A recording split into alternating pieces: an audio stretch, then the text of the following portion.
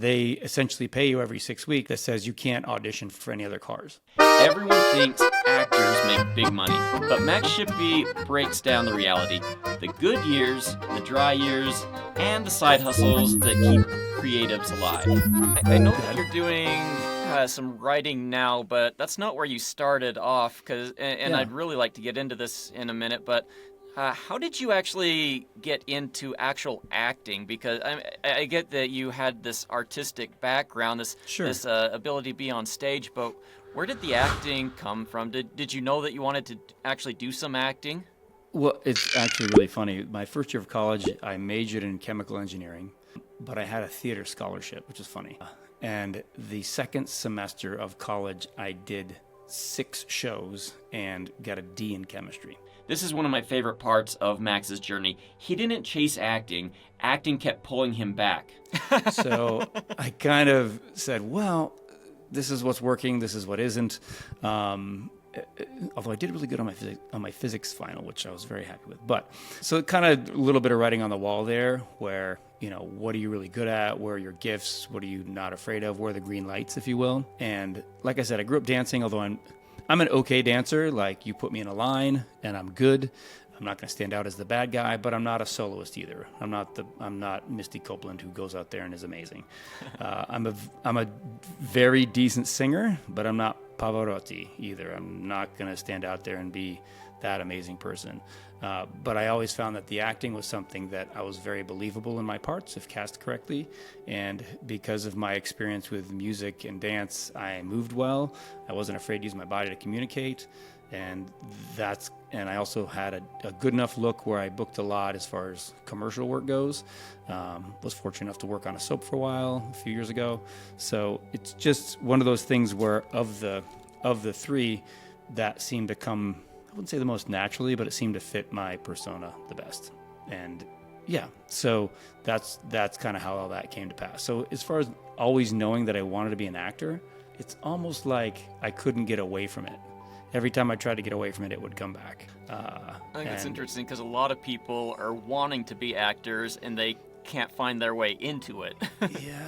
Yeah. I was very fortunate. I had some decent breaks early where I did some work in Vegas and got my SAG card that way. I did some work in DC and got my equity card that way. A lot of creatives think there's one path into the industry. Max is proof that there are a dozen weird, unexpected doors.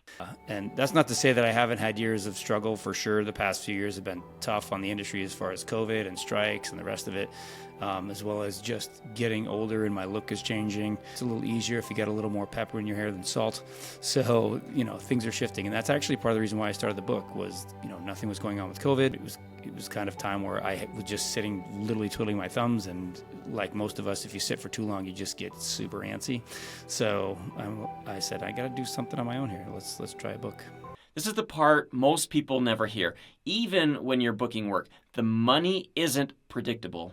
Yeah. So where do you go from here then? I mean, do you still pursue the acting while you're doing the books, or are you kind of giving up the acting to become just an author? Or because you've also done some gym ownership and different things, and I'm just kind of wondering what's the direction? I'm all over the place, really. If I had to do my life over again, I might shifted my focus a little more purposefully.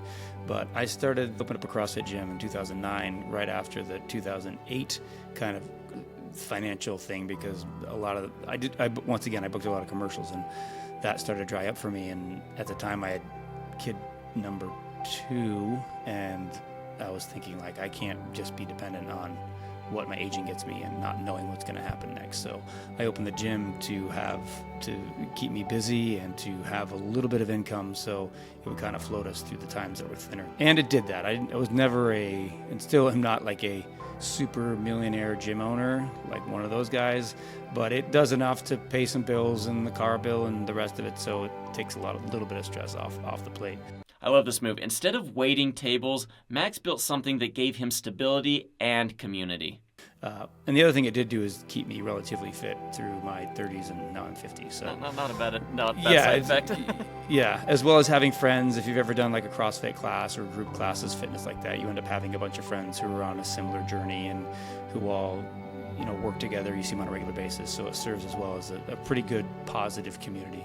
And the other thing I like about those classes is you're meeting lawyers and teachers and plumbers, and it's all over the place. So you have a good mix of people where I'm often surprised by, I'm like, oh yeah, wait, I know somebody, and I can connect over there if I need help with something, and they're doing the same both ways, you know.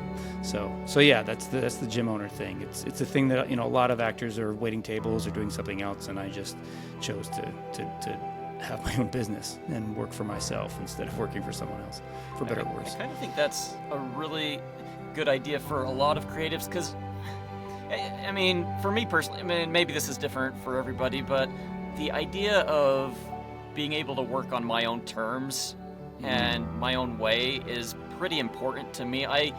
If I have a boss and he dictates my future, my life, it's really hard to cut out time for my art.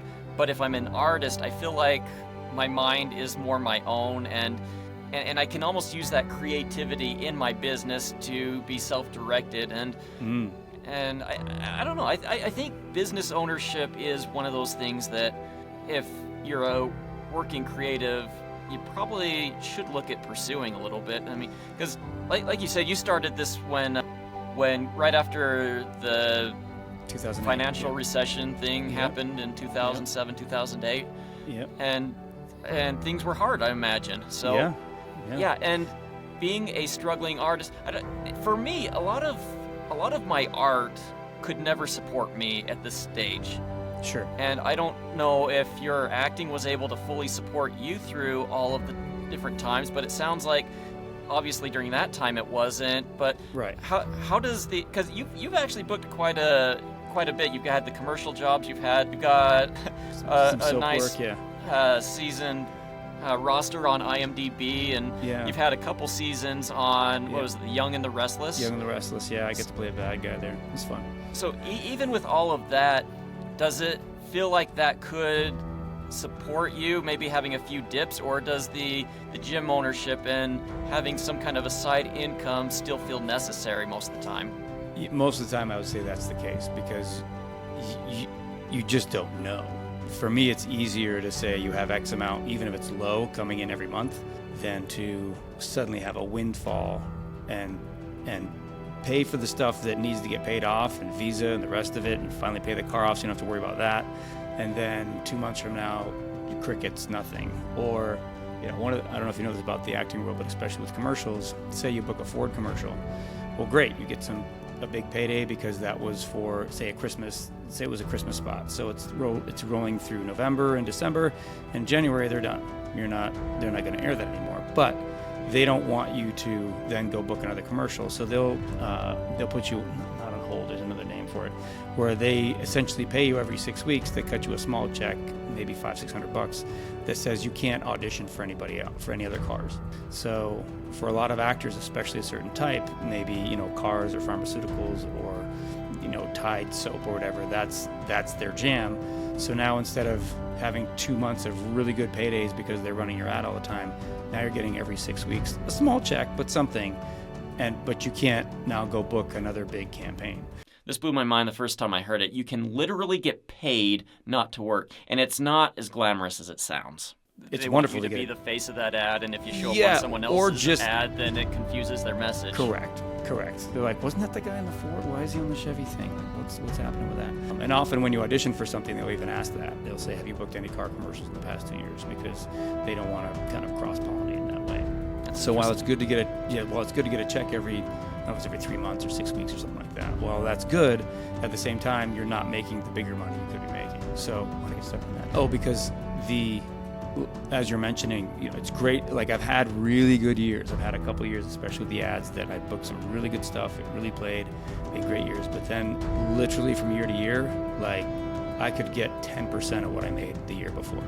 It's that much of a difference, where it's not just, say, you know, make up numbers. You made $1,000 this month and you made $900 next month. It's like, no, you made $1,000 this month and the next month you made $100. Like, it's that much of a difference. And this is just one chapter of Max's journey. Catch the whole interview on my podcast. The link is in the description below. Also, don't forget to catch Max's book, Moonshine, Path of the Raven. See you next time.